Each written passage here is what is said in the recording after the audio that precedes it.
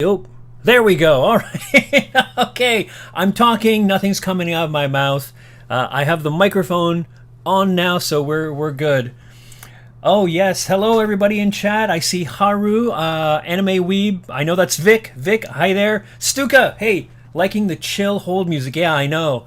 Courtesy of, I believe it's Incomtech, which is a free music. No, like free music use thing. Anyway, I found them online. I know a bunch of people use them for like podcasts and audio dramas. I found some of the music there, and it is pretty chill, you know. So hello everybody, Laura. Hey Laura. Hi everybody. Laura, Stuka, Vic, Haru. I don't know who else is in chat. Amber. Hey guys. Welcome. I'm betting May's going to be here soon. Stuka, I'm pretty sure Joy is nearby, or at least will be joining us.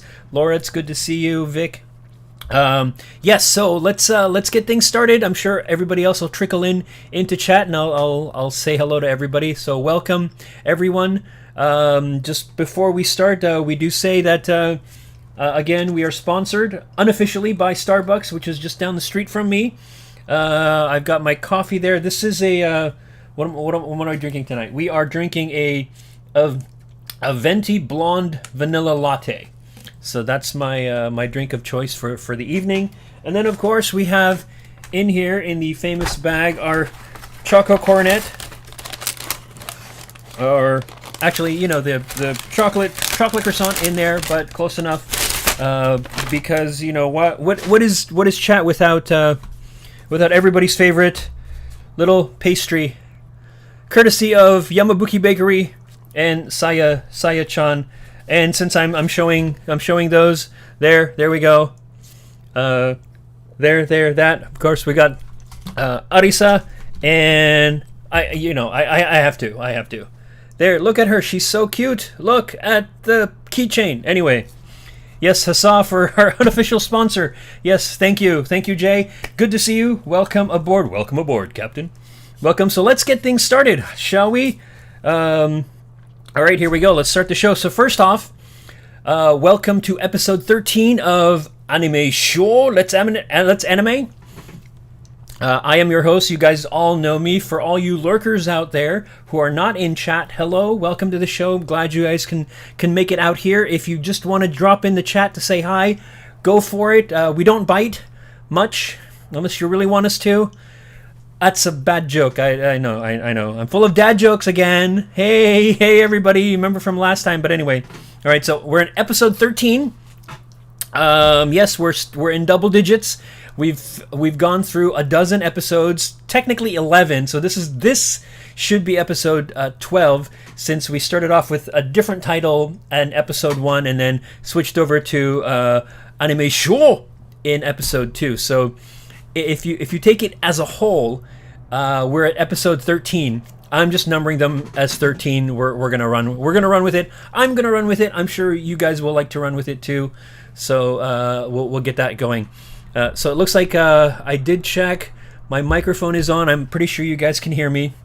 So that's cool. If you guys can't for whatever reason or something else pops up, drop something in chat and I'll try and fix it. But hello to everybody. I'm sure we'll get some more in. Looks like we got all the regulars here.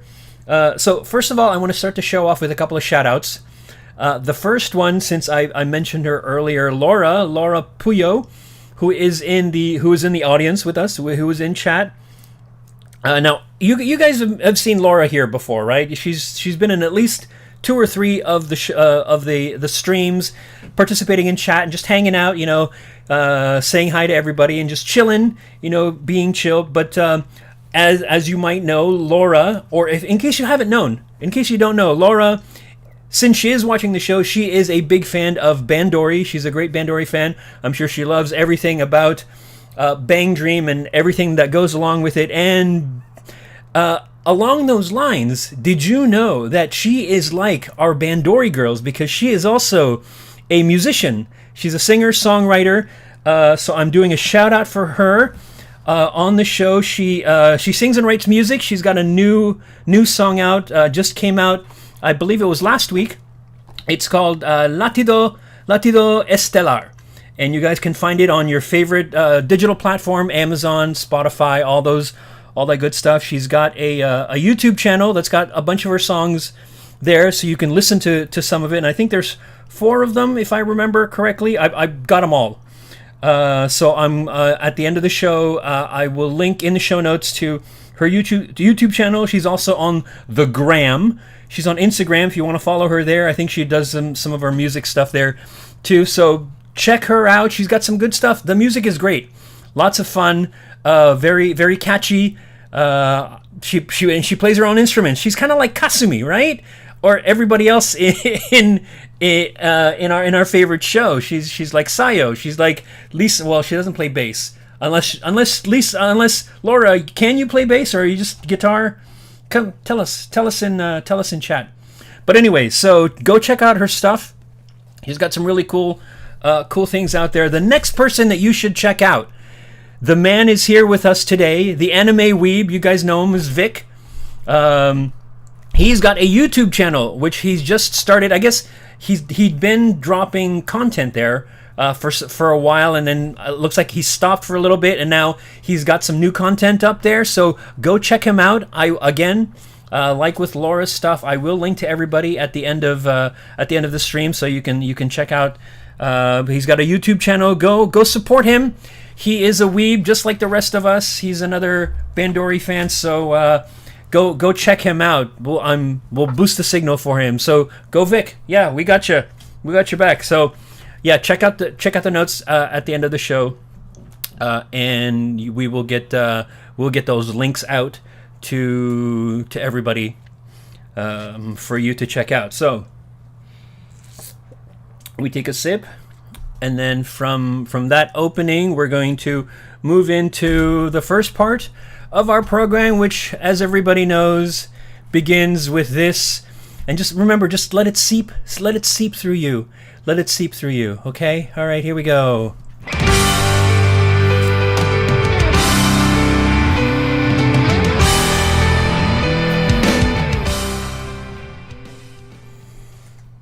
Did you let it seep? Did it seep through? Seep down deep into your pores, into your consciousness. Just let it. It's like a wave at the beach. Just let it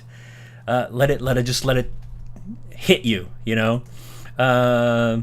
Yes, you're welcome. You're welcome, Vic. A shout out to you.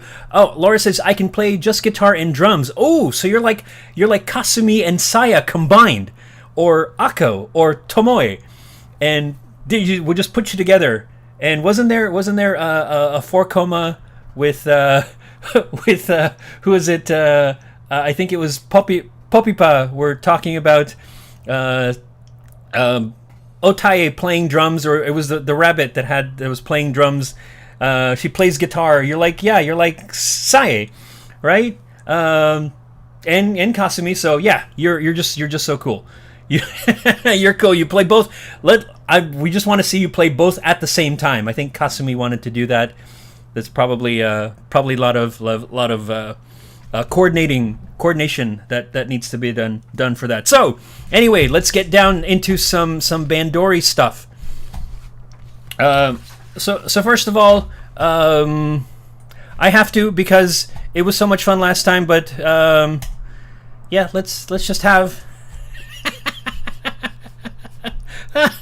Sorry, that's just it's just cute. You know, you can't have sleeping anime character without the snot bubble. And if there's going to be some Aimi stands out there who are going to come after me, you know, bring it on. I'll take them out. Anyway, so let's do a countdown. Let's do some countdowns. So we've got this is going to be fun. We've got 5 days until GARUPA PICO Fever is the new series featuring the chibi characters of everybody's favorite 7 bands. And I think if I read somewhere correctly, Raz and Reza Swilin and Morphonica are going to show up in this third iteration. So we're going to have 9 of the bands getting into whatever it is that everything else that they get into. I'm sure we're gonna have dying characters, just the whole craziness. So that's gonna be fun. If you haven't seen the previous GARUPA PICO Chibi stuff, I will also link to that. Speaking of which, I think I mentioned this at the last stream. The drummer episode of GARUPA PICO, which is in the first set of shows, the first series 1 or first season, has all the drummers from all the bands hanging out at a family restaurant, and it's like every other word or every other phrase they say has something to do with drumming, and they're sitting there going, and so it's just the entire conversation revolves around being drummers. It's a hilarious episode. I will link to that particular one because I mentioned it last time, and I don't think I linked it then. But you can find the rest of them. You've got playlists on. I think it's the Bandori channel has playlists for both Pico Omori, which is the second season, and then now starting on the 7th, which is next week, I believe, we're gonna get Fever. So we're gonna continue on with all the chibi goodness. All right, so 5 days until then. Now we have 86 days until Aimi's one-man live, which is scheduled for the 26th. So day after Christmas, yet another Christmas present. There's going to be Aimi's going to do her one-man show. Hopefully, there's going to be some kind of delayed broadcast. Hopefully, sure, I'll pay for it just to watch, because I did pay for II's first live sign way back in end of was it end of April, first weekend in May. She had her first show. So anyway, so 86 days until then, which comes out on the 26th, and then following that on New Year's Day, 92 days until Poppin' Dream. So that's gonna be so much fun. I can't wait. Yes, just goodness, just lots of Bandori goodness everywhere, just coming out of everything. That just sounded weird, so just disregard what I just said. Next thing on the list that we're going to talk about. Now, this one goes back to, and I believe it was Jay, way back early on, who pointed out that, at least in this show, or at least everything that we're going to talk about, everything relates back to Bandori. Everything is Bandori related. Doesn't matter what it is. It's, forget 6 degrees, it's like 1 degree. It's like 0 degrees, -5 degrees of Bandori. Everything just kind of coalesces into, it's like Bandori is, I guess we can think of it as like a black hole, right? It implodes inward and sucks everything, or it absorbs everything into Bandori goodness. Bandori hole just sounds weird, so we're not going to call it that. It's just a pureness of Bandori in this, globe somewhere in the center of the universe. But anyway, so yes, according to Jay, and might as well say it, it's all Bandori related, and this next bit illustrates that fact. Now, this comes from there's a show running right now in Japan called SEIYUU to YORUASOBI, which basically means nightlife with voice actors. It's basically like a chat show, round robin, bunch of voice actors get together. Jay says there is only one. Yes, there is no Dana. There's only Bandori. There is no Dana, only Bandori. There's my Zool voice. There's my evil Bandori. Not really evil, anyway. But yes, there's only. There is none. There's only Bandori. Yes, like the Big Bang. It's like everything kind of. Even the Big Bang itself is Bandori, which begins with the letter B. Huh? You see? It's all coming together. Right. So, where was I? Oh, speaking of which, since it is the Bandori segment of the show, I have come prepared with my Bang Dream POPPin'party towel, which a lot of you probably saw on Twitter as I was live tweeting the 9th live, which I have thoughts about. I also have my lanyard, and this week's shirt is, of course, my favorite Kasumi. There she is in all her glory and all her righteousness. So anyway, so this show is called SEIYUU to YORUASOBI. Again, as I said, Nightlife with voice actors, round robin show. They in this particular one, they've got they feature four voice actors. In the segment that you're going to see from left to right as you're watching, you're going to see Oisaka Sumire, who plays Chisato of Paspares. She's the bassist. We've got Aimi. We've got Komatsu Mikako, who, as it turns out, plays Marika in Bodacious Space Pirates, which is a great anime. If you haven't seen it yet, go check it out. I'll probably talk about that again in future. And she's also plays Maru Yamasaki of Rabbit Team in Girls und Panzer, which is kind of cool. I did not know that. That's cool. So anyway, so they bring in a guest. The fourth guest is Ito Miku, who is on the show to talk about, seemingly ostensibly to talk about her appearance on the show, The Aquatope on White Sand, right? In which she plays one of the main characters, Misakino Kukuru. Now, here's a little clip from that, and it's been this one thankfully has been subtitled by Nishio Shigure. I will link to that particular bit of video, but here we go. This goes back again. Everything is Bandori related. Here, have a look. 今夜のゲストは伊藤美久ちゃんです。お願いします。よくぞ来てくれました。ほら、やっぱりお魚の位置がちゃんと可愛いところにあるもん。本当だ、適切な位置。ここにしかでも1匹しかない。ファインディングって感じ。でもね、左右にクッションが。あ、はい。私の演じる鶴巻心の。あれ？鶴巻心？今日バンドリ特集。バンドリ違うよ。今日ちょっと番組ごめんね。隣にいるからかもしれないけど、今日ちょっとね、海の方なんで今日は。今日ちょっとバンドリ TV じゃないの。バンドじゃないの今日。マジ？今のマジ？今のマジ？ごめんちょっとホーム感出すよ。ホームすぎた。やっぱちょっと召喚出るところ間違えちゃったんじゃないの？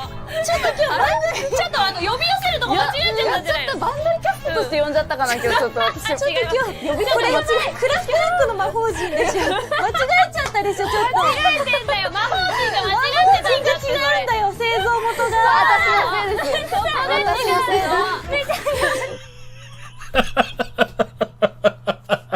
Oh, that was hilarious. So the bit about summoning earlier in the clip that I'll link to, Aimi's wearing the sweatshirt she's wearing has a magic circle. You know, the kind that you see in any of the magic users in any isekai will use. It glows and then kind of surrounds them. So she's got one of these on the back of her shirt or on the back of her sweatshirt. And she says, I'm going to use it to summon our next guest, Ito Miku. So she casts this spell, she does this incantation, and Miku makes her appearance. So that's kind of the joke, that she summoned the new guest to the show, but happened to summon the wrong Miku from the wrong timeline, which, as you know, Kokoro is everybody's favorite blonde girl who likes to leap out of second-story windows at Hanajo High School and cartwheels the length of the school courtyard, as seen in this clip.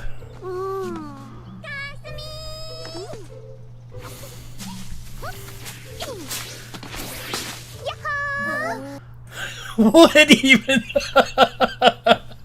Oh my god. I just love that sequence. I think the first time I saw that's from season 2 of Bang Dream. Episode 3 or 4. I think it's episode 4. The first time I saw that, I about died, fell out of my seat laughing, and just kept rewinding that one scene where she just leaps out and of the window. Nothing happens to her, and then she just cartwheels all the way out to where the girls are sitting in the school courtyard. Now, I'm pretty sure that she had the help, at least being caught by the people in black suits that you end up seeing. They're kind of like Secret Service for her, private security. or anything, and then so anything that needs to be done just in the wings. In the wings, they're just handled by the guys, these men in black. Yeah, oh yeah, exact. Yeah, that's how everything. Yeah, that's how everybody goes downstairs. Yeah, if you don't use the stairs, you just come out the window, Kokoro style. I mean, come on, that's just like boom. There you go. Just drop. Yeah. So. Hopefully I don't get a strike for pulling that bit of sequence, but no, I guess no suits. Tigger is made of Tigger is made of springs. Kokoro is basically the Bandori version of Tigger, I guess. So there's an example of everything is just connected to Bandori. I mean, she happened to say she's playing her character from Bandori instead of the one from Akotope. And speaking of Akotope, we're going to discuss that in our segment, in our anime segment coming up. But I've got more Bandori. So the next thing, of course, is the Ninth Live. The beginning was a 2-day concert featuring Poppin'party and Roselia, which had a delayed broadcast that you could pay for, which I did. They did another one. There was another segment to the Ninth Live, which was Reza Suilin and Morphonica. That was titled Mythology. I didn't quite go for that one. I went for Poppin'party and Roselia. I'm pretty sure most of you can figure out why. Poppin'party. So I watched there was 2 days. I think if my time is correct, I have access to it for the next 12 hours, at least until about 23:59. I think it was 23:59 or 22:59 Japan time. So I can spend the next, after the show, probably go back and watch the 2-day concert, 4 hours, 3.5, something like that. I just dropped kick out of the window. Yeah, very normal. It was just Biko just made the mistake of the wrong Kukuru, the wrong K character. But I thought it was cute. Just and the expression on her face when she just sticks it behind the pillow is hilarious. Just it's so cute, so cute. Anyway, So the Ninth Live. Back to the Ninth Live. This one here. So 2-day concert. I watched both of them earlier this week. Both days. It was so much fun. Oh my god. So day one started off with Poppin'party. And then the second half of the concert was Roselia. And in day 2, they flipped it. It was Roselia first, and then Poppin'party came in. The sets were slightly different. They had a couple of extra songs, or some songs in one set, and some other ones in the other set. They had they switched out a couple of the songs. In day 2 was my favorite, of course, because Poppin'party performed Starbeat live, and every time I see that live, for whatever reason, it doesn't hit me quite as hard if I'm listening to it like in the car. I've got it on a CD. I burned it to a CD, a little playlist, or if I'm listening just to on iTunes or something. But if I happen to watch the live or see any of the videos live, I get punched in the gut with the feels, and it happened with that one. I pretty much lost it during the entire song for that. The fun part, of course, was the encores. So at the end of each of the both sets, both bands came together and did a joint performance of Kizuna Music and Firebird, which was really awesome because in day 2, when usually there's a line spoken by Yukina or by Ai just before they launch into the song, right after the big intro. So in day 2, Kasumi gets to, or Aimin gets to to use that line, which is really cool. It's kind of a neat little thing for her. But that was so much fun. If for any reason they decide to, and I hope there's knock on wood, right? Knock on wood, there, because my head is made of wood. If they come out with a Blu-ray of that sucker, I am buying it. That was just so much fun. Yeah, I'm pretty sure. I won't say it here, Billy. I'm pretty sure. But anyway, if there is a Blu-ray available somewhere, I'm probably going to buy myself a copy. Okay, so last Bandori appreciation related thing. There is a new show coming out next week called Pride of Orange. Pura Ore. It's basically girls ice hockey. I mean, we're seeing everything else. We've got girls, girls baseball, girls beach volleyball. We've got girls sidecar racing, rock climbing, right? We've got everything competitive. They've got air gun shooting. They've got survival games. They've got tanks. Tankery, come on. Tankery. We've got High School Fleet, which is basically battleships, high school battleships, right? So why not? I think we've got like two or three different girls baseball anime that are out there right now. So why not girls ice hockey? So this one is Pride of Orange. Now the Bandori connection. Here we go. The Bandori connection comes from one of the other teams. It's actually yeah. See, this is a picture of the main team.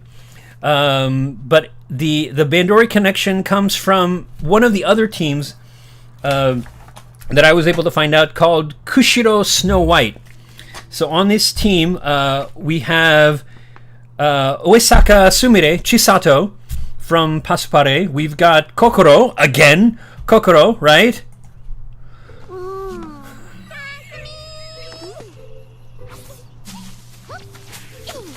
Sorry, I just, yeah, she just, so we have Kokoro again. So Kokoro is one of the other teammates. We've got Tokui Sora, who plays Hinako from Guri Guri, Glitter Green, the one of the original of the girl, one of the original of the girl bands. And then of course we've got Minori Suzuko, who plays Rimirin's One-chan. Yuri Oshigome. And then last but not least, we have Ai. And so all five ladies play members of one of the other teams that is up against the main characters of the main storyline. And so speaking of Ai, that of course takes us to our next segment that we know as Cho Seiyu Sanjo, otherwise known as Ojo-sama, the outstandingly joyful and over-enthusiastically unbelievable society of Ai and maho-nee appreciation. Cue the slideshow.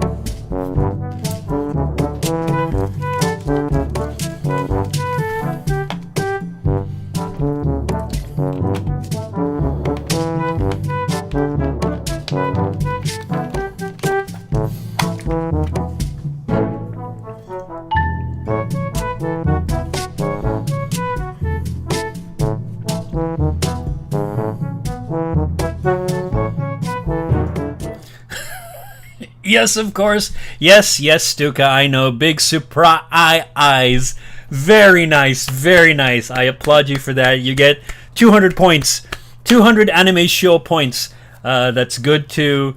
hey, maybe you can trade that in for something. I don't know. I'll come up with prizes. Maybe a DVD of some random thing I'll pull off of Right Stuff Anime. And then, okay, whoever gets so many points wins this. And maybe we'll do tests. We'll do quizzes. How about that? We'll do quizzes on the show, and then you rack up some points, and then you show me the answers, and then we can trade it in for prizes. How about that? We can get in for prizes. Ha ha ha. Okay, I'm not even gonna bother. Okay, so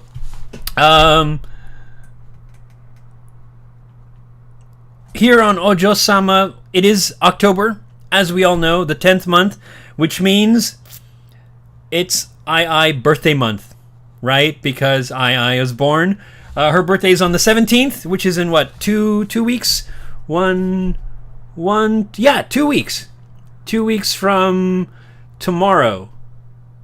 Yeah, 2 weeks. The 17th. I'm over here looking at the calendar because I've got the microphone right here. You can hear right there. There's a microphone right there. So I got to look around it. So yes, her birthday's on the 17th. So I'm waiting for your. The Stairs of Destiny. Oh, okay. I need to find Stairs. That's the revolutionary girl, right? Yeah, Utena. Yes, exactly. So we'll work on that. If I can find some stairs to do that, I will have to do that and then film it somehow or get somebody else to film me as I'm doing those stairs. So it's Ai's birthday month, so yay! That's going to be so much fun. That's going to be awesome. I will plan on something for her birthday. Make no mistake about that.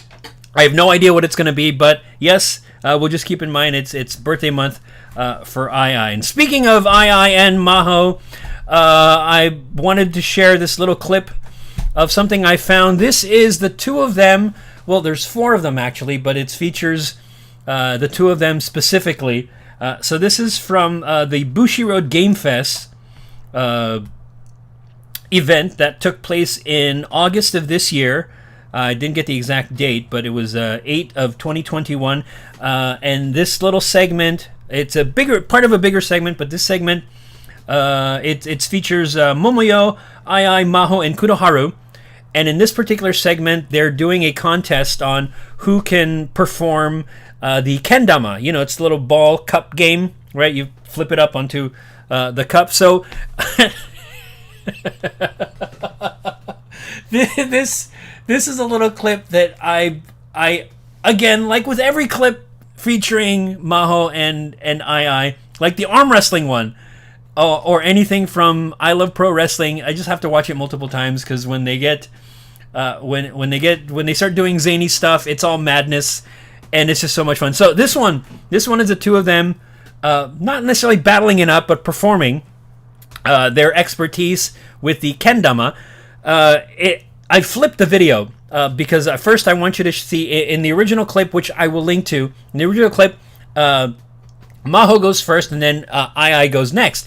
I flipped it in this one just to show you. Ai goes first, and then here's Maho's take on the game. Here, I'll go ahead and just play it, and you guys can watch. Here we go. 急にお、それではお皿ね。あいあいさん参ります。3、2、1どうぞ。おー、すごい、めっちゃ安定してる。すごい毎日やってるって言ってたから。お皿もね、お皿もやっときましょう。真央さん準備が良ければ教えてください。なんかスタンス広姿勢が心配。すごい。それでは参りましょう。タイトルは切っ先に栄光と生まれ、ショーマストゴーボン。それでは真帆さんお願いします。3、2、1どうぞ。惜しい。なんか手のダメです。私たちにはちょっと見えなかった。Oh my god, I saw that. Another one where I fell over dying. Just completely deadpan, right? It falls, she just picks it up and puts it on again. Puts it on the little cup. Oh my god. That was friggin' hilarious. I hope you were enjoying that as much as I was, because the first time I saw that, I was laughing my butt off. Laughing my head off. Because, I mean, you can't get any kookier than those two. I mean, so yeah, I flipped, like I said, I flipped it in this one just to show Ai goes first and then Maho goes second. It's actually the other way around. Maho goes first, and then the rest of the clip, or the rest of the show, there's a bunch of other ones that they do some other challenges. Was there? Yeah, Vic's got it right. That stance. I love the stand. I just kind of just standing there, but Maho's got this like she's power stance, you know. She's ready. She's gonna just take on everything, and then yeah, the stance put the ball in the cup. And speaking of stances, and since we mentioned Momoyo, there's another stance. How about that? How about that? 3 swords, the 3 musketeers, right? Okay, and then you know. Who else has a great pose? I mean, if we're going to talk about stances, how do you beat that stance right there? Right there. That's just, right? Yes. It's all over. It's all over there. And of course, to cap off everything, we just need a little bit of this.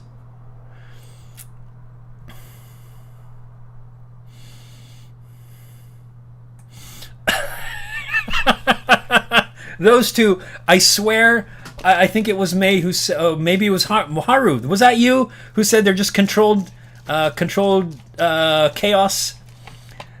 Well, somebody in chat said it, or somebody on Twitter called them controlled chaos. Yeah, that was it. It's, you know, you put the stands together, you can do anything, right? It's the stance will get you. You know, with the stance, anything is possible. With maho-nee, everything is possible. With anything is possible. All right, so those two, oh my god. And there's some stuff coming up as well. I think there's one about trying to keep a poker face, which is in one of the latest episodes of I Love Pro Wrestling, or one of the episodes of I Love Pro Wrestling most recently, but I'll have to share that one for next time, for the next Ojo-sama segment. So here we go. Having said that, there's some fun stuff that we're going to do tonight that I talked about earlier this week. So ready? It's time for unboxing. Hey, all right, you guys ready for this? Okay, here we go.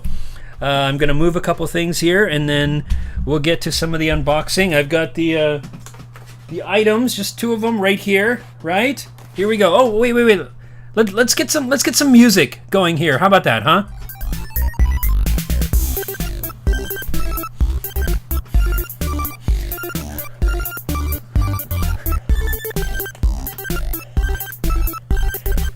What do you think? Is that good?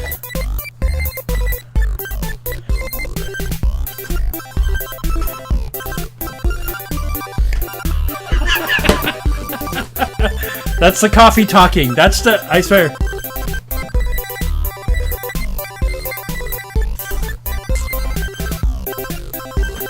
All right, I'm gonna turn this down just a little bit, keeping some background music.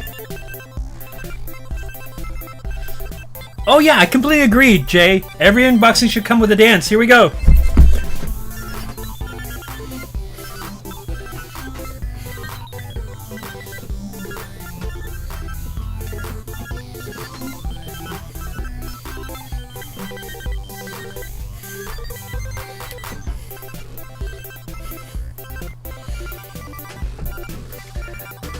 I guess they should. All right, so let's turn that down because that music is gonna come back in a repeat that I've set up. So, which one do you guys want me to do? Do you want this one, small?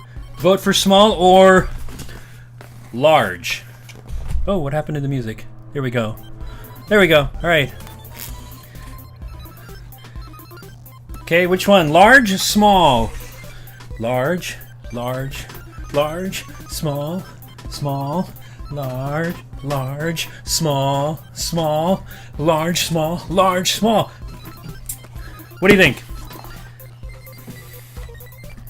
Come on, it's up to you guys. Small, small. Do we have a vote for small? Start with this one. This one.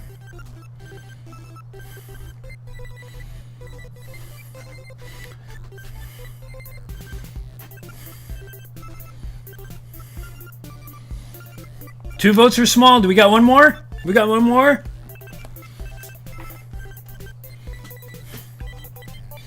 All right, we'll go with small. We'll go with small. The most vocal ones out there.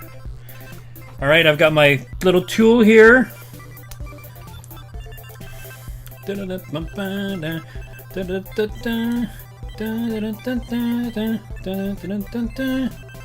we go. Alright, here's a little cutting tool. We'll turn this down some more so you can probably hear me. Don't want to get drowned out with all the dancing music. Alright, so small. Here we go.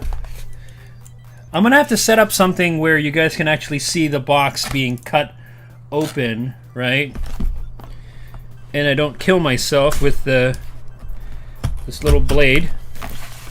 Alright, here we go. So, what do you think? What do you guys think? Amber, yes, small. So, what are you guys thinking is going to be in this one? I have an idea of what's in each one, but anybody want to guess on anything, or you just want to sit and watch me open? Yeah, coming from Nihon, from Japan. All right, here we go. Is there something else? Oh, here we go. Here we go. Some more bits to open. Here's that. Got another bit here. DVD. Oh, okay, okay. We got one vote for a DVD. All right, you guys ready? Here we go. Right here. Looks like I'm just gonna. Oh, here we go. Here we go. Here we go. Mini eye. That would be so awesome, Jay. Mini eye cardboard, like little Yukina dolls, right? Right. Okay, here we go. Here we go. Just get this. Oh, okay. Here. All right. All right. Look. Oh, here we go. This. It comes like this. There's the box. I'm gonna toss that to the side. Right. Okay. There we go. All right. So here. I'll hold it up and open it this way so everybody can see. See here. All right, and the reveal. Boom! What could it be? What could? Oh! What could it be? There we go. You see that? This is II's first album. Good call. It's kind of mini cardboard cutout, right? This is from her first mini album. The one before Sign. So this one came before this one. So first there was this, and then there was this one. This one she had her live concert, and also came after. Right, so these are the two later ones. Lead the Way, this one, which got used in I think Vanguard Overdress, or one of the Card Fight Vanguard, was the theme song for the show. One of the later arcs in the show, and then this came after that one, and this was part of her first live concert that she did. And before those two was this mini album, which has two songs on it. So yeah, look at that. That's awesome. And look, no bangs. She's got no bangs. Look at that. Isn't that awesome? And then hello, nice leg shot. See, see bangs. I bangs. No bangs. Look at that. Okay, so squeeze spaz. Yes, I told you I'd spaz out. Look at that. Look at that. No bangs. No. She's gonna dance too. All right. Okay. So, do you guys want me to open the CD? Holler if you guys want me to open the CD, or I'll just set it down and open it later and share with everybody.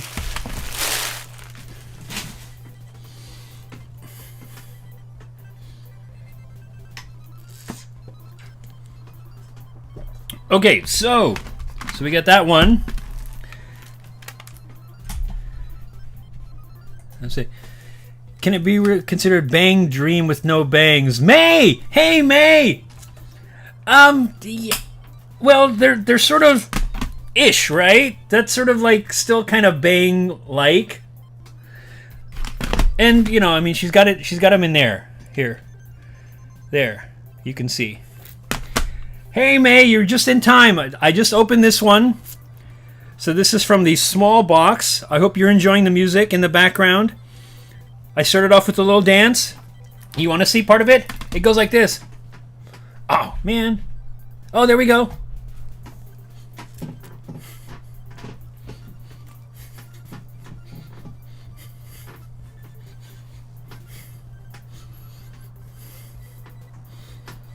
All right, so just open this one. This was one of the things for the... Yes, Justin. So the first one was that. This is II's first mini single. Has 2 songs in it. And then, of course, as I was pointing out to folks, this was followed by this one. Bang Dream Adjacent. Yes, 1 Degree of Bang. Excellent, yes. Which was followed by Lead the Way, which was used in one of the Card Fight Vanguard... I think show arcs. I can't remember which one it was. And then, of course, Sign was her latest one. This came out last year. So we have, yes, 1 Degree of Bang. Well, actually, would it be 2 degrees of... Because you got these bangs here, sort of adjacent, right? And then this set over here, which how can we really call that? All right, so... Whee! And speaking of bangs, I think I mentioned this... on Twitter, but I was at Barnes & Noble 2 weeks ago, and I just happened to take a glance in the, not part of the unboxing, but sort of unboxing adjacent. How about that? Unboxing adjacent. I found this in the manga section. Can you all guess what it is? Those of you who've been following me on Twitter probably already know what it is, but for those of you who don't, you wanna guess? You won't be wrong. 2 degrees of Bang, yes. This one has 0 degrees of... Yes. What do you think I found at Barnes & Noble a couple weeks ago? If you know the answer, don't say anything. If you don't know the answer, go ahead and take a guess. And then I'll get to the second box.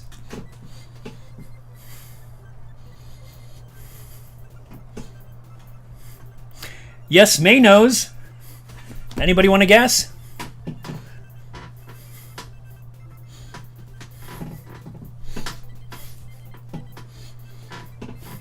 Meanwhile, I'll dance for everybody's fun.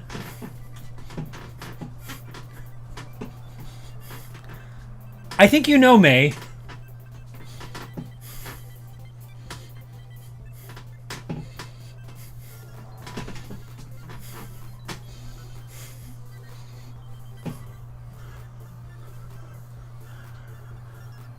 All right, here we go. I'll just tell everybody. Okay, ready? Ready? Found this at Barnes & Noble. Yay, look at that. Yes, yes, yes. Which is basically, from what I've read so far, is the band story from the GARUPA game. Is it a Dancing in Another World isekai? Wouldn't that be fun? No, it's Bang Dream Roselia.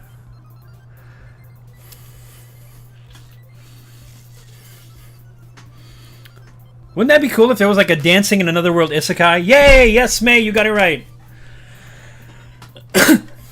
Like ballroom dancing, but, you know, in a fantasy world. And there's a ballroom dancing competition, but it's like with monsters and, you know, kind of combine, you know, goblins are dancing waltzes and the polka. Wouldn't that be cool? Like full contact polka. That'd be kind of crazy. All right, so anyway, let's get to the next one here. And yes, that music is on repeat. All right, so big box. Everybody ready for the big box? All right, I think I'm ready for the big box. Here we go. Got my tool. Let's make a couple of incisions here. Let's see. Here we go. There. And then here. Let's see, we'll make one in the middle. All right, any guesses what might be in this big box? I know exactly what's in this big box if you guys want to guess. And I'm so excited. I'm so excited. I'm so excited, and I just can't hide it. You know that song? I know, I want to, but I won't. Because I want to share in this with you. Oh, here we go. Alright, see? There's a peek inside the big box. You guys see this okay? There we go. Look at that. Look at that there. Stuff. Okay. Here we go. Bigger card. Jay, that would be so awesome if it was a gigantic, like one of those tall. As a matter of fact, another t-shirt. Maybe. I believe they had cardboard cutouts of the characters at one of the... There was a big fan meeting, I think, that they did last year, I believe it was. I know there's video somewhere. It was in, like, Singapore or something like that. Or somewhere overseas, not in Japan. At some cafe location where they had the tall stand-ups, right? The tall standing of the characters. I can't remember which one. I think they had Kasumi, Yukina, probably Kokoro. And since I did just mention Kokoro, I just because guys, sorry.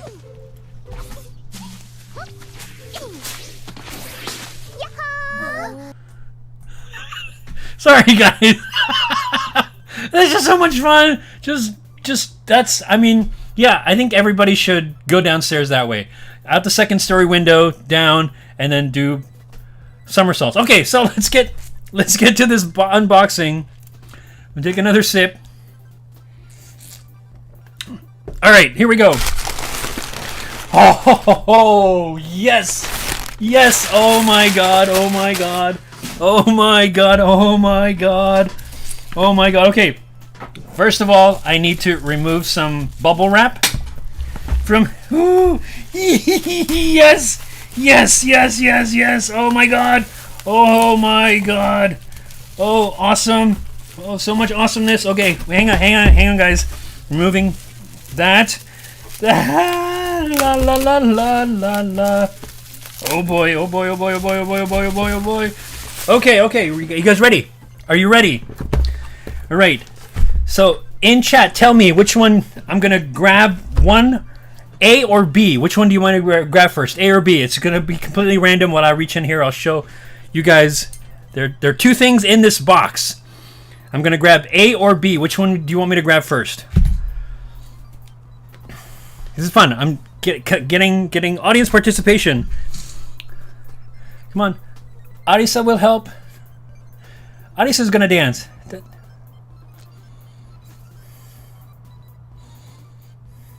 A, okay, A. Now, interestingly enough that you say A, because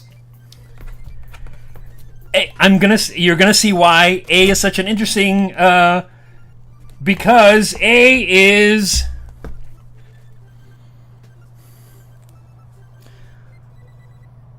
and as a matter of fact, A also happens to be, yes, it's a magazine, actually. Oh wow, oh holy, oh my god, oh my, yeah, so it's oh, that's kind of cool.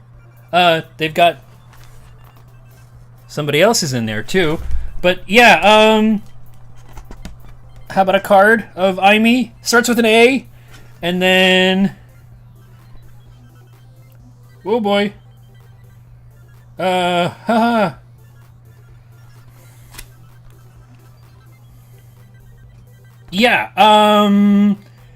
yes, this is a magazine called Rock and Read Girls, RR Girls. How awesome is that? This is courtesy of CD Japan, which happened to be on the same page as what I was looking at initially, that I bought from them and decided, hey, here's one of those suggestions. Here's something else you may like. Yes, please. Yes, yes, yes. Thank you. I mean, and I. So here's what I bought from them. And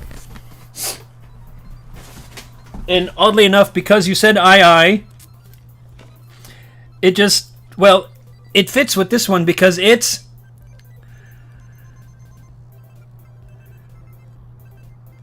this is the second live transition DVD.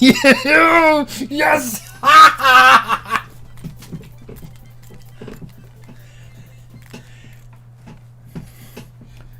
It's a dance of joy. Look at that.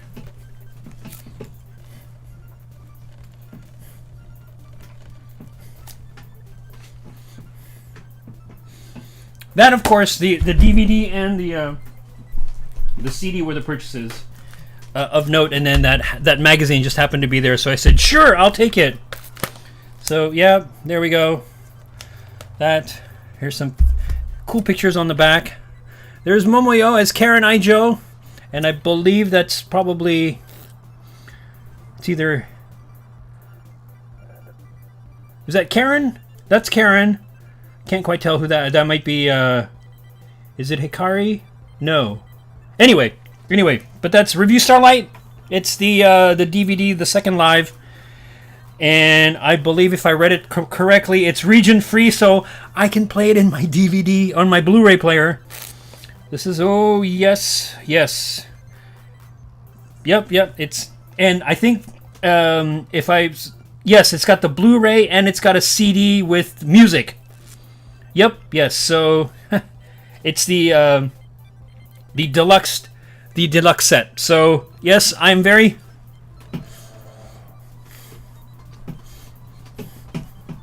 Come dance with me, everybody! Come on.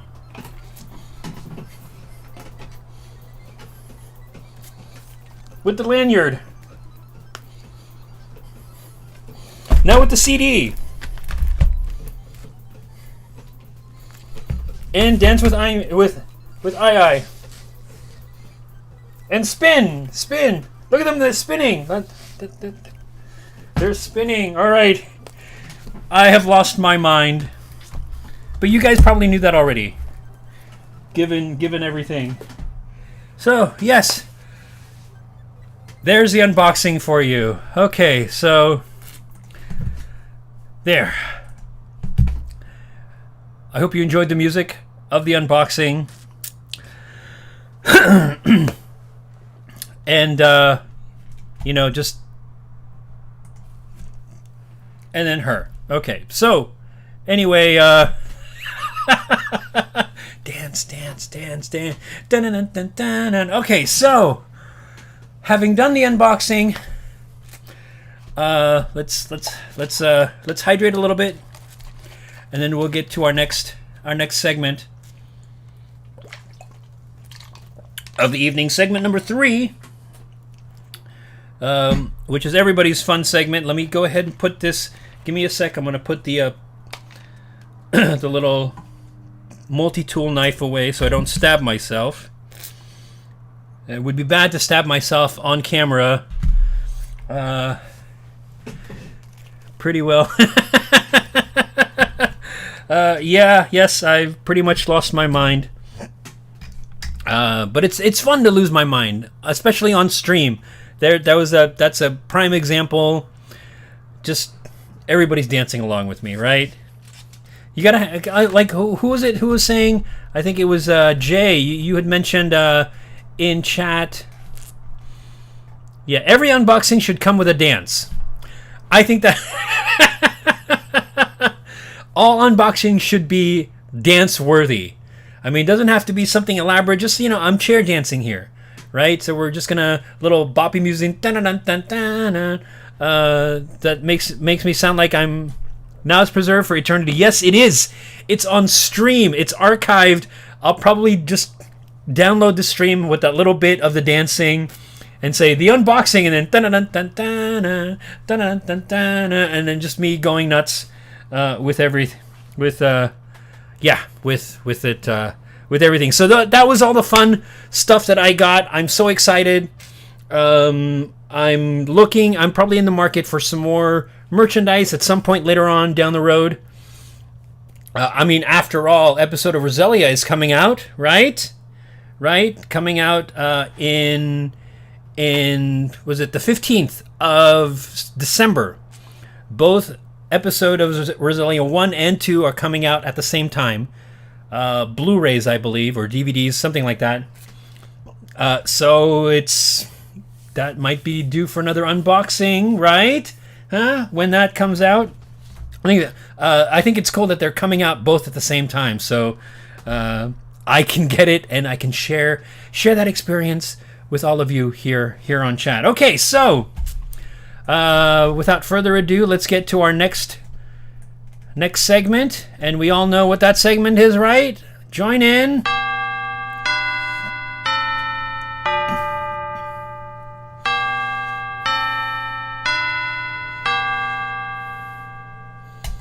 All right, does everybody have their toast? Are we running around the corner? Or are we going to be like in that one segment of Roush and Craziness where Rikupin comes in with toast in her mouth and shows up in the classroom? I think I have that video somewhere.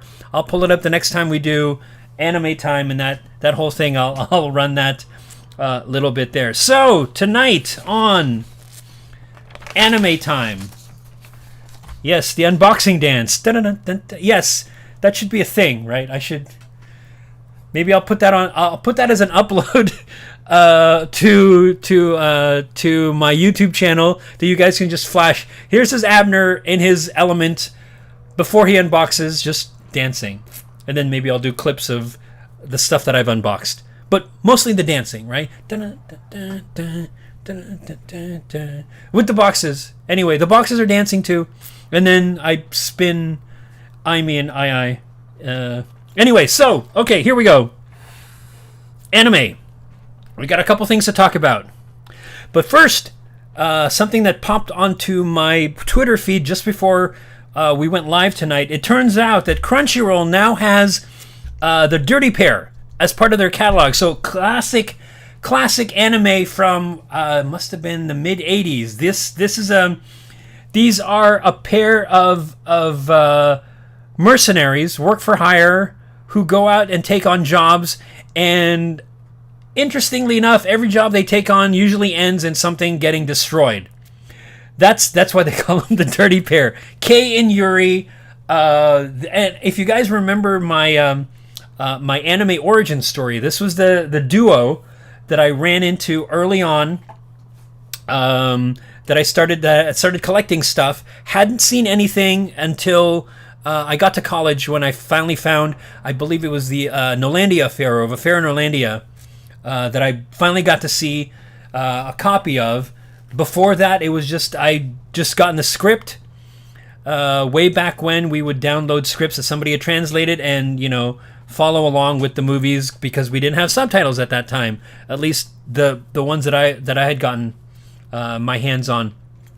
There weren't even fan subs at the time. We're talking mid to late 80s. I think fan subs started popping up, at least from what I saw, early 90s and forward. But before that, most of what we were watching, like I think I mentioned, we were watching Bubblegum Crisis. We would watch the third generation videotape, and I had a printout on dot matrix printout. The long paper with the green lines, alternating green bars, right?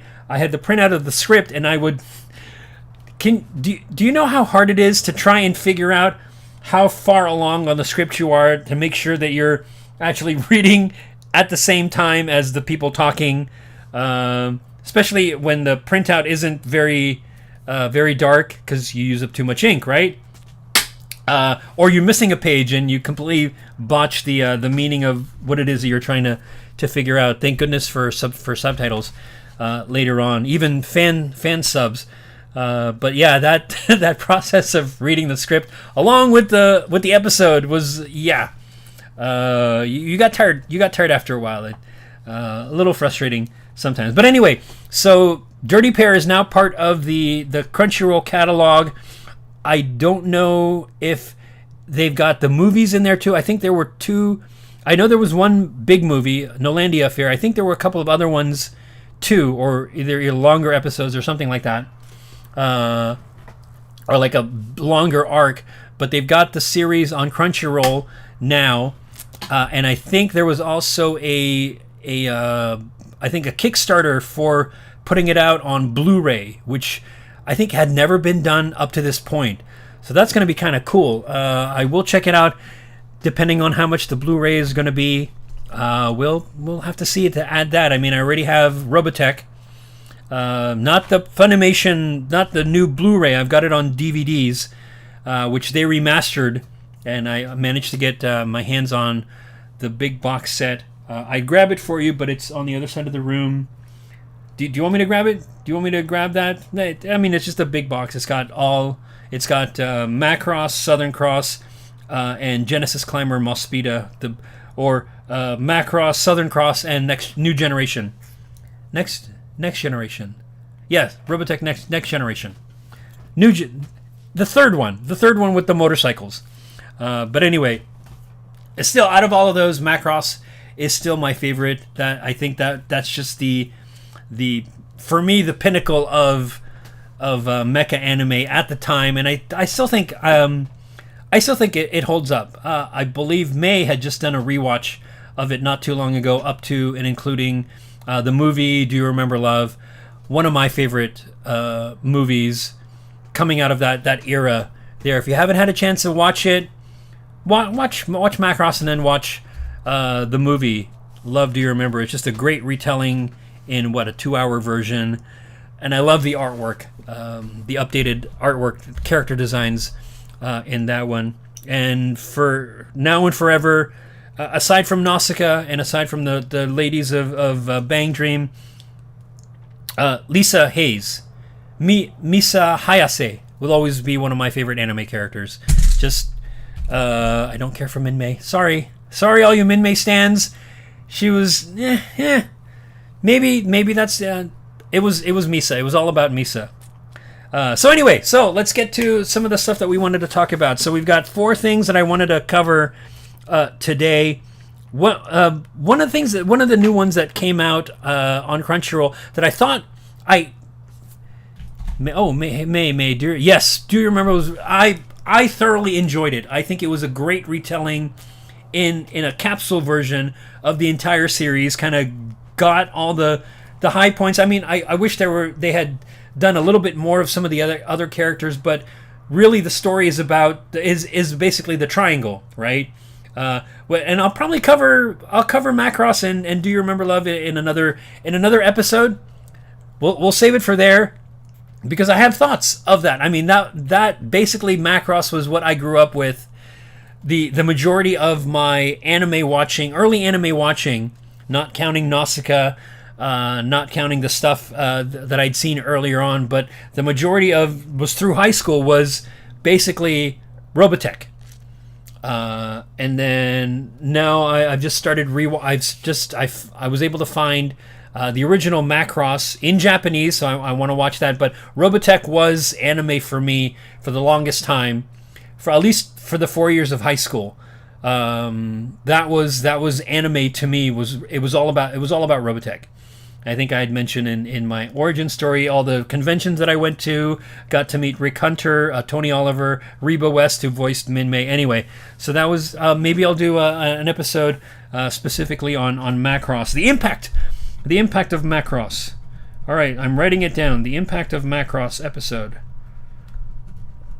Okay, so one of the shows that came out recently that I wanted to check out, because after having seen Bodacious Space Pirates and enjoying that so thoroughly, that I'll cover that one in another episode as well. That was a fun show. Was Fina, Pirate Princess, right? I saw the trailer for that. That looked really cool. Yes, an ep on Macross. I will let everybody know when I'm going to do the episode on Macross.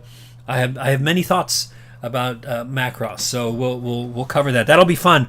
I would love to get your input on it, May. Would you be interested on coming onto the show to talk about Macross and your experience, and anybody else actually who's seen Macross or who's seen that episode or that segment of Robotech?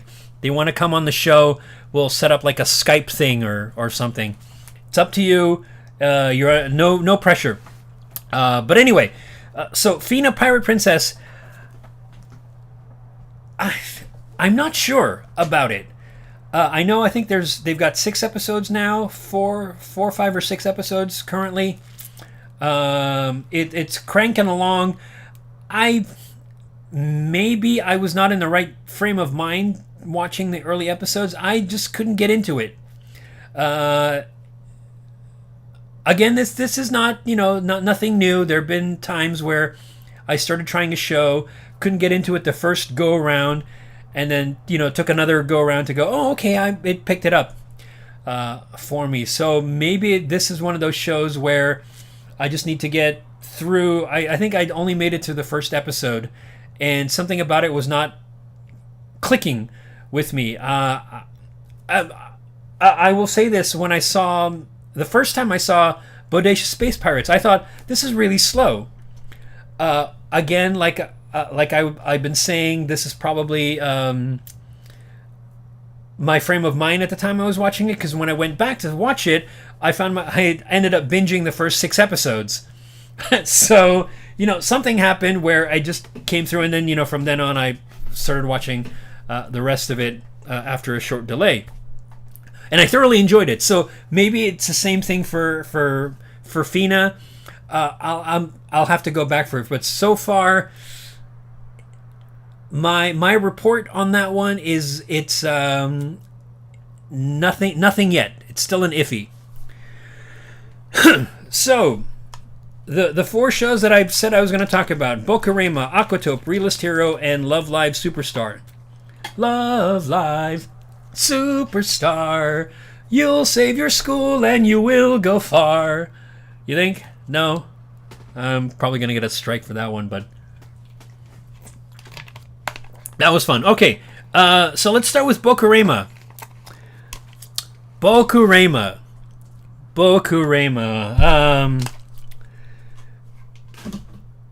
I'm going to go back to a couple of things that I said previously about, I think it was the last couple of episodes. It would have been 10 and 11 or 9 and 10 of that, when it's we just found out he popped into the future, found out he was married with a kid. Things had changed. They were not doing what they were supposed to be doing. Nanako was not singing anymore. She had just done her last live. Everything's changed. And we discover that Kyoya had basically inadvertently tampered with everybody's future without realizing it, by doing stuff for them. He makes the mistake of doing things for them so they didn't have the chance to actually experience anything that life was meant to be experienced for them. So they weren't able to, undergo any of the trials and tribulations, etc., and so on. And then, of course, there's the whole bit where he apologizes. He's not going to do it again. And then we get to the next episode, and he saves. He basically saves the company from screwing up by doing everything for everybody and telling them what they need to do next. Really? Right? You just figured out what you weren't supposed to do, and you did it anyway. I kind of see what they were trying to do with this show. And as interesting as it was getting up to, getting into the early episodes, by the time we get to episode 12, where, he ends up saying, okay, I want to go back. No spoilers, but by the time we get to episode 12, for me, I think they could have done more. I think I had initially said it felt like they were rushing it. They were trying to put too much story. I felt like they were trying to put too much story in 12 episodes, or 11 episodes if you don't count the recap episode, which I understand what they're supposed to do it for. I think May had mentioned, if they don't have enough episodes to fill an order or to fill the season, they'll put that in. But really, they didn't. I think it could have used more. It could have gone 13, maybe 16 episodes to tell a fuller story. One of the things that I noticed going back, just to rewatch a little bit and then, you know, kind of pick up the storyline, just to make sure I wasn't, and I did this for the last up to 12. I went back and I think started back again from 10, and I went 10, 11, and 12 and watched them all. One of the things that, and I started noticing this early on, one of the things that bothered me about it, or maybe it doesn't bother anybody else, but I didn't really care for this. Yeah, exactly, May. If they had more, the pacing was very rushed, I thought. It would have been better paced if they had more episodes. They could have told a better story. And one of the things that I didn't care for was Kyoya narrating everything that he did. It felt like there was too much. And for you writers out there, I'm talking to Jay and Stuka and anybody else out there who writes fiction. In my experience, there's sometimes when exposition works, and there's some instances where exposition just kills a story. There's a limit to what you can tell story-wise. If you spend your story telling instead of showing. Show, don't tell, the whole thing. I mean, most stories tend to work better when you show. At least in a visual medium like this, in anime, it works better if we're showing the characters what they're going through, reactions between, you know, people. There was too much of Kyoya saying, I did this, and then I thought about doing this, and then I did this. It's like, dude, just shut up and do it. Just show us doing the stuff. And I think that's part of the reason why I was not getting much of an emotional investment in his story. I was getting an emotional investment in the other people's story, in Nanako, in Shinoaki, because we were seeing them reacting and acting to things happening to them. All I got from Kyoya was, oh, and then this happened, and I did this, and I did that, and I did this, and I was thinking about this. I don't want to. Let me see it. Let me see you in there, in the middle of the story, reacting to stuff. How is it affecting you? Because I was not getting much of an emotional investment in him, and I wasn't seeing his emotional journey. All I was hearing was the telling journey, right? I'm not wording correctly here, but. I wasn't seeing his emotional journey. I was just seeing his intellectual journey. This is what my brain says. I'm going to do this. We're going to do X, Y, Z. We're going to do this. But there wasn't the emotional side of his reaction or his actions was not coming out. And I think I was missing that from that. If they had more episodes, I think, if it wasn't just a straight 12, if they were allowed to do more, maybe it was I don't know what was the reasoning behind it. If there was more episodes, the pacing would have been better. I think they would have been able to. I would have enjoyed seeing his journey, like seeing what he's doing, his journey, and how the emotions affect him, and his internal journey as opposed to his external journey. So that was my thing with Bokurema. I think overall it's pretty decent. I mean, it was very interesting, kind of time warp deal. I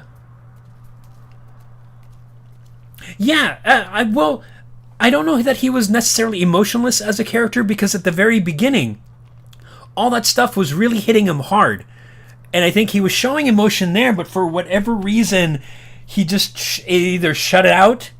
Because he was very. I think in episodes, at least episode 1 and 2, at least episode 1, the very beginning, just before he wakes up and figures out what the hell, why, what happened to my manga up there? I'm missing volumes X, Y, and Z.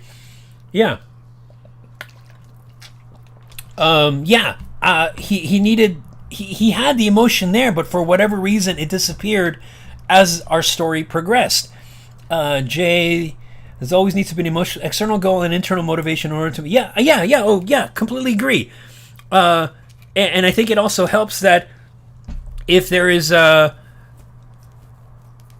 internal motivation, also an external motivation. I mean, the for instance, external motivation, we have to rescue the princess from the and stop the Death Star. There's the external, and then the internal motivation. I'm trying to figure out what's going on. I have this ability. This is my journey. I'm trying to figure out where I fit in the macrocosm of this galactic war, of this star war. Yeah, you like what I did there? But anyway, something like that. At the very basic. So when you combine both of them, it makes for a great story. And I think he had emotion, but they didn't bring it out enough in the rest of the story, because all we got was him saying this. I mean, we saw some of the emotion, right? When his writer friend disappears and he realizes, what did I just do? He's racked with a little bit of guilt there, but there's not enough of that. We get the two of them at the airport arguing, but it was her telling him how to feel, right? There wasn't him feeling it, and I wasn't seeing it in him. It was more talk than anything else. So I think they could have done better with that one. I like the premise. Again, the whole time shift. Let's go back and change something in the past. All right, kind of Back to the Future. I prevented my parents from getting together. Let's fix it and fix it at the same time. Fix myself in doing so. Yeah, I think if there were more episodes, maybe better pacing, more of the watcher, the viewer getting an emotional investment in Kyoya. I think that would have worked. At least that would have worked for me. Again, in any of these things, your mileage may vary. You might have you might think that was it was fine for you. Great, that's great. For me, it didn't quite work. But anyway, it was still a fun show, and it was great to hear Poppy do the theme song. That's always fun. And then seeing Aimee in a different role. I mean, that's not the kind of role that I would usually see her in. So it was kind of a neat one. That, and speaking of another role for Aimee, let's talk about Realist Hero. She comes in as the daughter of the Vargas, right? Flying demon demon-y kind of character. Horns, they fly. She's a warrior. She's a warrior chick. That was a nice change of pace for her. Realist Hero. Definitely, I definitely enjoyed it. It was quite different from most of the isekai that I've watched. Wise Man's grandchild. What is it? The Tsukimichi. Overlord. He's not overpowered. He has friends who are not necessarily overpowered, but seem to be able to do more than he's able to do. But I do like the fact that he's not out there trying to win battles and he's got more. It's more of a he's not the warrior type.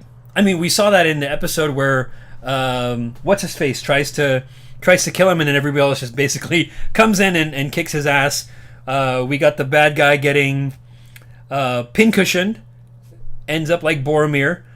There's another one. Yes, season 2.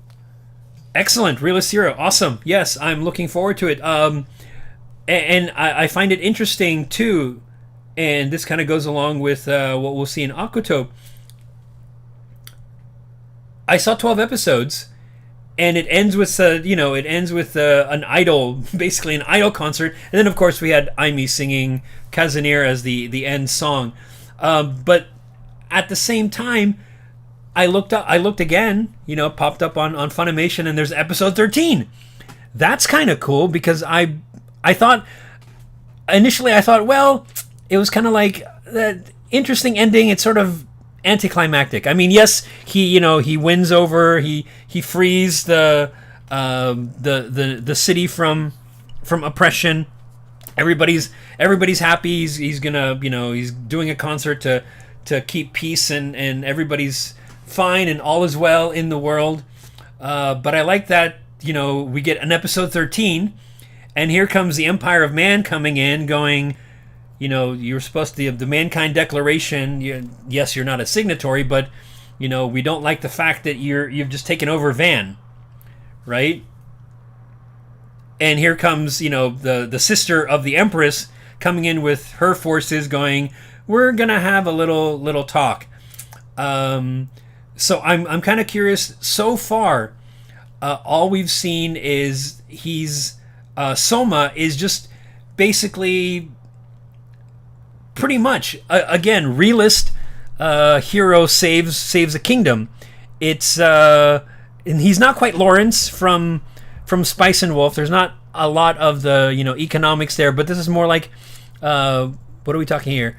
Statecraft. This is statecraft anime. This is diplomacy anime. For lack of a better word, we're looking at politics behind the scenes. He's working out, how to do these things. I found it kind of interesting that when the kingdom comes in to invade, instead of having the soldiers, I at least half expected, it ends up, becoming the big battle. All the armies come together, and then, the big fight. They take over. They sack the capital, in a manner of speaking. But I thought it would have been even more interesting is instead of the armies clashing, if there had been something that destabilized the opposing kingdom from within. Because remember, the princess, the daughter, her brother escapes, and he was part of the army, but she's sort of the internal mastermind. I would have liked to have seen her topple her father's regime from beneath, from inside, working inside, and kind of, there would have been some kind of statecraft kind of thing going on behind the scenes, where instead of having the armies go out, like something happens where, it's a completely different, I don't know. She destabilizes the country from within. From using trickery or whatever. I mean, they try to draw a lot from Machiavelli, but even so, we get a big fight between armies. I would have liked to have seen more Machiavelli, more skullduggery, more quote unquote underhanded stuff, more behind the kind of like politicking. I think that would have been really cool, and I hope they do some more of this. And it's not just going to be more big battles of the armies. I want to see Soma do something that's not typical of an isekai character, kind of like what we get in The Gate, which was so much fun. All right, so there's Realist Hero. I'm glad to see that there's season 2 coming in January, and that we have an episode 13. I'm hoping 13 there's going to be more coming up, or unless that's the end of it, which was kind of a cliffhanger there, because Gene leaves and he's thinking, oh, this is going to be very interesting. So I don't know if they're going to continue from there, or if that's the end of season 1 and we get to wait until season 2 and go, what's going to happen next? But anyway, I'm sure I'll find out some more information about that. So, having said that, let's turn to another show that I thought at episode 12, that was it. I'm hoping we get more, and then we get an episode 13, and then I find out on Wikipedia that there are 24 episodes pending. So, we're talking about Aquatope, which features Kokoro. Just kidding, Kukuru. Misaki no Kukuru. I'm liking. I'm really enjoying Akoto. Now, this I think is what's happening to Kukuru right now is what I think should have been happening to Kyoya, right? Because she's getting shit dumped on her. Pardon my French. She's getting shit dumped on her, especially with that one girl at Tingara, right? Miss High and Mighty there, Miss. I'm looking down at you, down my nose at you. And what's his face? The assistant director. He's a bastard. Oh my god. I just wanted to grab him through. I'm watching this episode, and when he's laying on Kukuru, like, you know, you're less than plankton. You're plankton. And then, you know, she does that thing with plankton, which I thought was cute. But I just wanted to slap him. I'm sorry. I just wanted to slap him silly upside the head, going, dude, just. Are you for real? I mean, I know I've seen stuff like this happen in corporate America, so it's nothing new. But yeah, oh my God, he was a right bastard. But anyway, the fact that, at least in this one, the fact that I'm there joining Kukuru's journey as she gets pissed off, because I was getting pissed off too. It's like, are you really? You're gonna look at me like that? Oh, well, like when she turns around and said, "Oh, by the way, I just realized I'm your senpai." I wanted to punch her. I just wanted to throat punch her. I just wanted Kukuru to go wham like that, and she goes down, and then everybody's watching. No, sorry, didn't mean to be violent there. I apologize. No, but I think what Kukuru is going through is what Kyoya should have been going through with the stuff happening to him in Bokurema. But I am liking, and I'm hoping, I want to see how things work out, because if we're getting 24 episodes, I want to know what that little dude with the plants, with the leaves, little dude with the green, with the hair floating around that keeps showing up in the background. What is the story there? I am so I'm so curious. I'm so intrigued. What is he a spirit? Is it a spirit of some sort that we don't know about? Are we gonna get a mushi-shi kind of deal going? No, I'm just kidding. I want to know. I want to know what the deal is with the little guy. And I loved. Yes, I'm gonna have to say, this episode 13 of Aquatope punched me in the feels, because when she's on the beach and then we hear the voice, and I said, "Oh no, really? Is it?" And then she shows up, and I said, "Okay, that's it." Yeah, things got fuzzy in vision-wise for me at that time. I like that. She's back. What happened to her? Because when we last saw her, it's got to be at least 6 months have passed, or maybe it's been a year. I'm not quite sure exactly the time frame. I might have to go back. Maybe there was some indication of how much time had passed between the closing and Kukuru getting the job at Tingara. But when we last saw her, she had turned down. I don't want to spoil stuff. I already just spoiled stuff for you guys. If you haven't been watching, go watch it. Go back. Go start watching it now. You've got 13 episodes. That's, a day and a half of watching. Make it on a weekend. But when she made that decision on the plane when we last left her. Where has she? What has she been? What's been going on with her? I want to know. Yeah. So I'm really curious, and I'm glad she's back, because they really had a connection. And the fact that she says in episode 12 that I want to be your big sister, right? That really punched me in the gut. It was all about the feels on that episode. I'm really enjoying Aquatope, so I want to see where they go from here, and I hope what's her face just gets. Anyway, is that too much? Am I being vindictive for an anime character? Really? Really? Can we get vindictive about anime characters? I just, just smack her over the head with some fish. Have her get attacked by the penguins. There we go. We get attacked by the penguins like Fuka in the first couple episodes. She's trying to feed them and they nip her in the fingers. Anyway, okay, so Aquatope, I like what you're doing. Show me more. Give me some more of that. And I'm looking forward to continued episodes.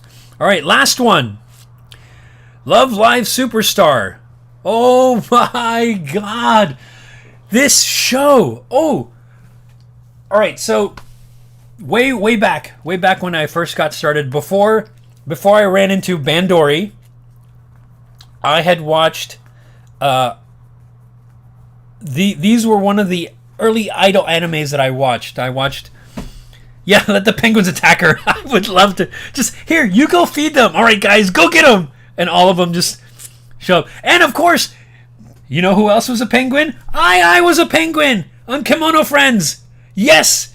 Anyway, she was a rock hopper penguin. So she'd get in there and just anyway. Except I think all they do is sing and dance. They're a penguin idol group, right? If I recall that correctly in Kimono Friends. Anyway, back to Love Live Superstar. Speaking of idols, an idol group of penguins. These are, so I'd gotten started with idol groups. So the first Love Live with, I believe that was Muse, and then Love Live, was it Sunshine? I think is the second one. Started watching that with Aqua, and then from there got to Wake Up Girls. I think from there, at one point, because of Wake Up Girls, I said, "Oh, I want to follow them," and then realized, after watching a couple of videos, that they had already disbanded. And it was at that point where I said, "Well, I want to find an idol group that has an anime. Get this, that has an anime that I can follow. It doesn't have to be was it AKB48? I tried to watch that anime. I couldn't get into it. And plus, they're vast. They're huge, a ginormous franchise. I don't think I knew where to start at that point. But anyway, so I'd been watching Wake Up Girls, and realized, oh, they've already disbanded. Well, that's kind of sad. Well, I want to find an idol group that hasn't disbanded. That's now just getting into into things running. And what do I happen to run into but Bang Dream? How cool is that, right? Because I was at that time when I saw the first when I saw the first season was when I started going onto YouTube and looking for all the stuff. I found their entire journey from when they were doing when it was just the three of them, when it was just Aimi, Rimi, and Ayasa. Nobody else. There was just the three of them doing their lives before Sai joined the group. Before HASSY, #me. Anyway, you guys need to watch. If you haven't seen HASSY #me, that song on YouTube, I'm gonna link you guys to that song because that's just the cutest song. Anyway,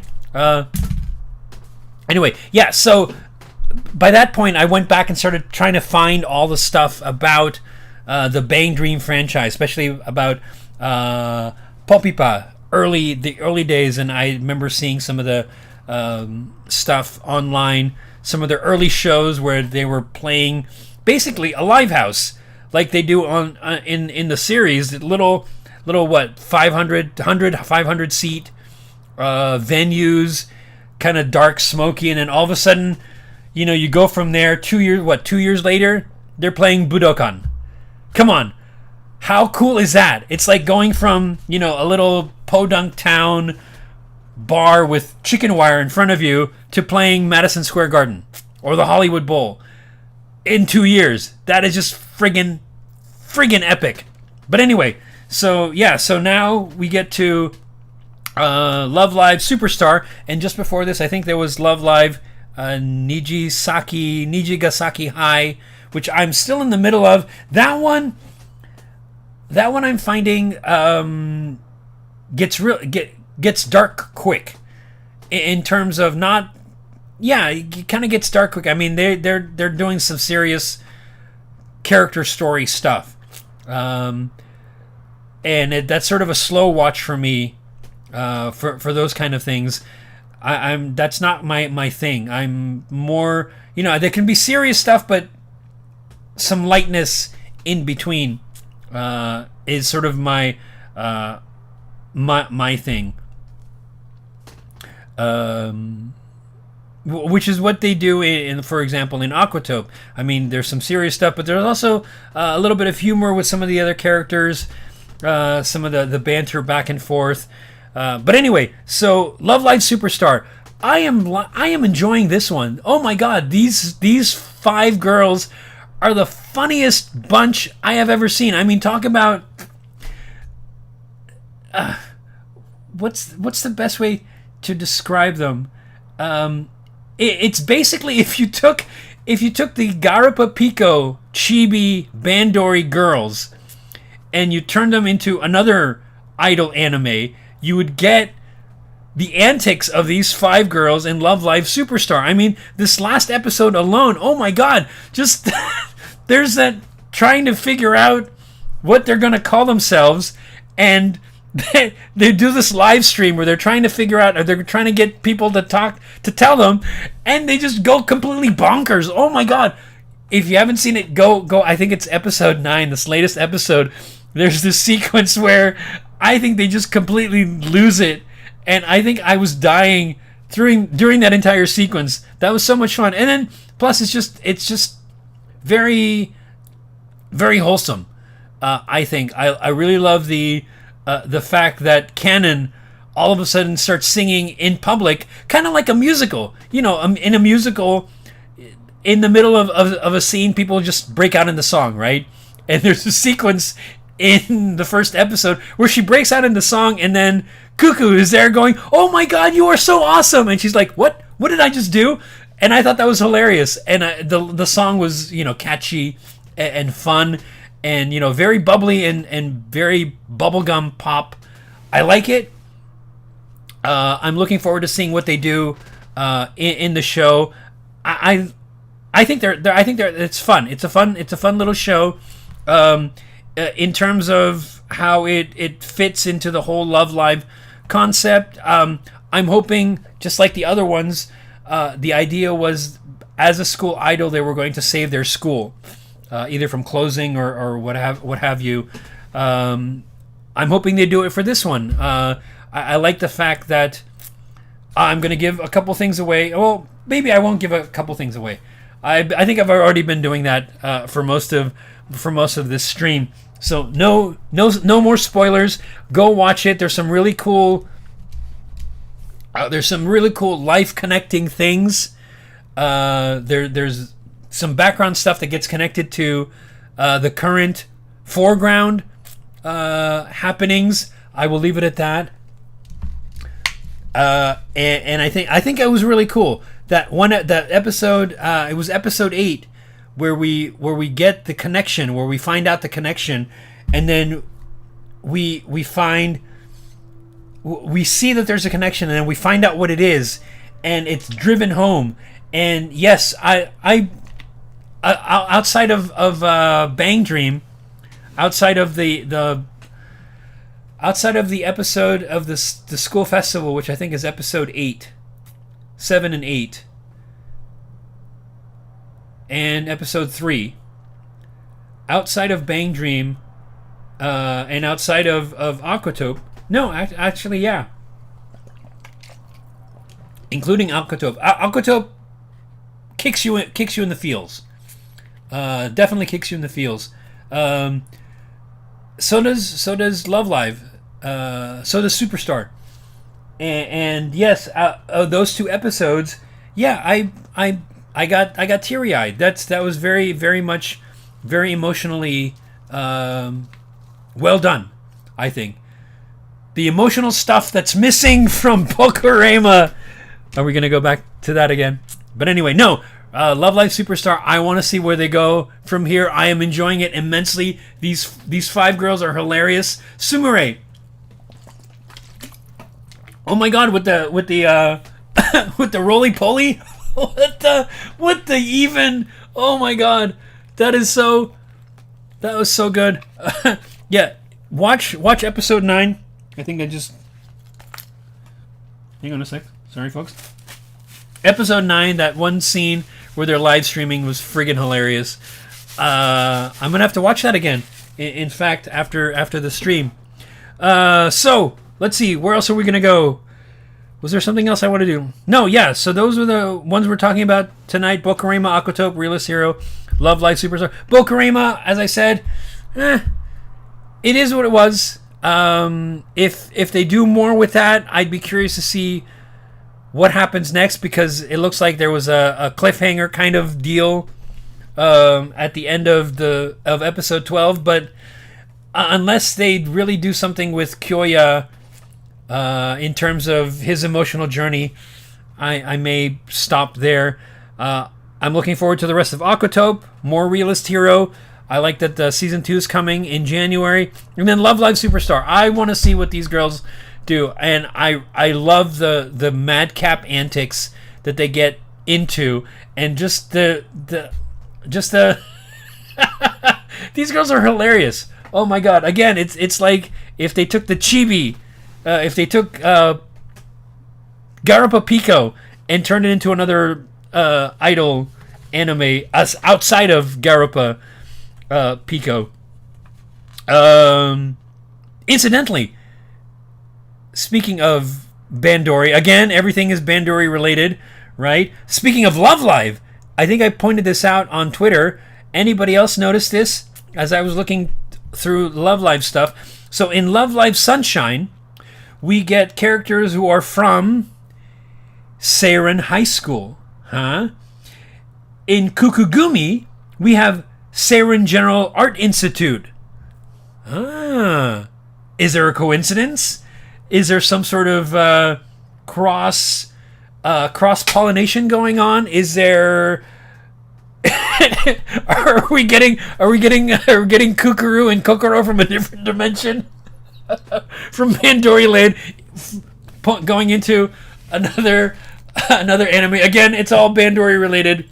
Everything comes back into the Bandori universe. At the center of the universe, at the center of all existence, is Bandori, right? It's there. So anyway, that is all for me tonight. I hope you guys were enjoying stuff. Thank you everybody for coming out to the chat. I hope you guys had a good time.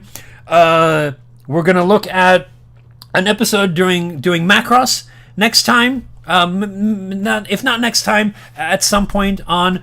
If there's maybe some more unboxing coming on along the way, we'll see what happens. If there's stuff that you guys want me to talk about, or if there's a show you think I should take a look at, I'm already in the middle of Warlords of Sigurd Drifa. I think if not this stream, maybe the next one, we'll see. I want to talk about The Honor at Magic High School, because it's made me want to go back and rewatch The Irregular at Magic High School. I was having some issues with that, but I do like what they did in Honor. We might talk about that at next stream. We will see. I'll come up with a list of stuff to talk about. Maybe we'll have a relook at Fina Pirate Princess. So we will see, and I hope those penguins go after what's her face.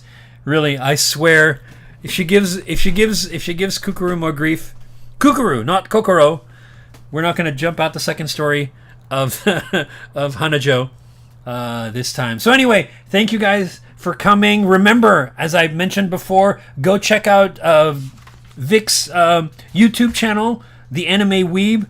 Again, I'll put links at the show notes. And then Laura, if you're still there, Laura's got music out. Go check her out, because she's our own real life Bandori girl. Hey, there we go. Look at you. Doing the Bandori stuff, doing your thing. Check out her music. Again, I'll have links to everybody. Thanks for coming out to the stream, you guys. We'll see you next week. And remember, it's still I birthday month, and then we'll do a thing for her birthday on the 17th. Well, it's going to be on the 16th, but it'll be the 17th at the time that we're doing the show. How about that?